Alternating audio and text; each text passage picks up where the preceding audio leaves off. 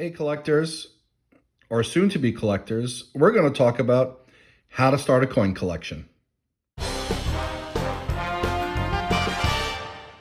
All right, collectors. So, this is why I'm suggesting someone starting out in the hobby should really consider starting with Jefferson nickels, particularly those minted between 1938 and 1961, which is what I feature on my channel when I do coin roll hunts of nickels. And one of the reasons why I'm suggesting this is, Jefferson's minted in this era. There are a lot of key dates because of low mintages, as well as semi-key. And you can see that they're mostly in the 30s, 40s, and 50s. And then, of course, if you've been watching my channel, you will know that during World War II, Jefferson nickels contained silver, about 35% silver. So what I'm going to do is I'm going to take all the duplicate hunt finds that I have obtained through past hunts. This is not my main album. This is a brand new album, which is the first thing I would recommend any young collector or new collector, I should say, brand new collector starting. And I'll put a link to this in the comments so that you can grab this off of Amazon. It's not very expensive. And the idea is to start with this, look through your pocket change for anything in these years, and maybe even go to the bank and pick up a box of nickels to go through. All right, so we're going to feature seeing how much of this I can fill up. Now, I'm not thinking I'm going to have a lot here from the early page. I think most of it is going to be in the center page here, and I'll bring it back in so that you can see how much we fill in. And just a quick revision, the center and rightmost page. I forgot that there are 2 pages or 3 panels total. All right, collectors or new collectors, one of the first things you want to be able to do is look at mint marks as well, because in any given year, you're going to see coins minted in Philadelphia, D for Denver, or S for San Francisco. And in this case, this is a 1940, and you can see the S out of San Francisco. So that finds a home here. And I've already gotten the 1940 from Philly and the 1940 S, which I showed you. And here's the one from Denver. And the cool thing with these albums is they also, depending on which one you get, has the number minted.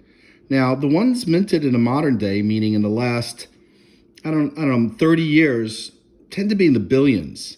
These earlier ones tend to be in the millions, or even as low as 4 million, 3.5 million. And this one is 43.5 million. Not a lot compared to the new ones. One of the other reasons why I also like nickels is, aside from the fact that you can get them from the bank and go through them, it's especially the fact that you can go through and find old ones. This 1949 out of San Francisco happens to be a low mintage semi-key date with just under 10 million minted. Now, I found this in a coin roll hunt that I featured in one of my earlier videos, which I'll post a link to. I think nickels are just a really great starting point for anyone just getting into coin collecting. All right, new collectors. Well, I went through my duplicates of the coins that I saved from 38 to 61. And it turns out most of them that I had saved in terms of my duplicates were from the early and late 40s, not so much in the 50s. So this is what I'm going to do. I'm going to do this. I'm going to go through these rolls, do a coin box hunt for nickels. I'm not going to feature the hunt in this video. It'll be in a different video. But anything that I find that I need for this book, I will bring you back in to show you what gaps that I fill. All right, guys, stay tuned. There will be more to come. Hey, collectors. I just wanted you to see my main nickel coin book for the same years. This is the collection I started as a child and just got back into filling up. And so as you can see, there are many more coins that I have. Got a lot from the 50s.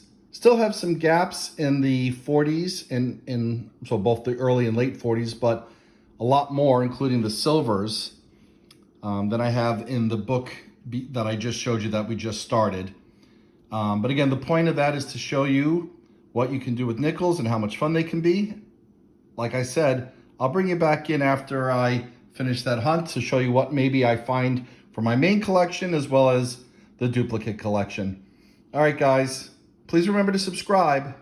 More to come. Hey, collectors, also want to mention that this is a great resource to use if you're just starting out a coin collection.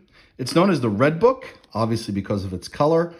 It's the Guidebook of U.S. Coins by R.S. Yeoman. Every year they produce one. Great resource. It's got pictures of every U.S. coin ever minted. Well, not literally every picture, but representative pictures. Details for each year, mint mark, number minted, and values. This is a really great resource to pick up, and there's a link for one down below. Please support my channel if you're going to buy one. Use the link. Thanks a lot. All right, collectors. So we're going to see how we did with me with filling up my main album with this last hunt, and we did get one, a 1951 D Denver with 20.5 million minted. So we'll add that to the album.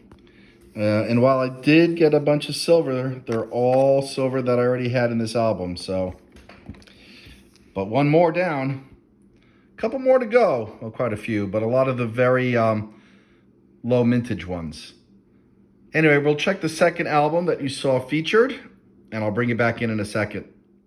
All right, and this is the album that I started in the beginning of the video. This is the second album. But we did really well with the 1950s, as you can see. Got a few more to put in at the end, but I'm holding off on the silver nickels until I fill in some of the other spaces. I like to keep the silver nickels aside because they're fun to collect. Well, anyway, guys, really appreciate you watching. As always, please subscribe when you have a chance, and stay tuned for more.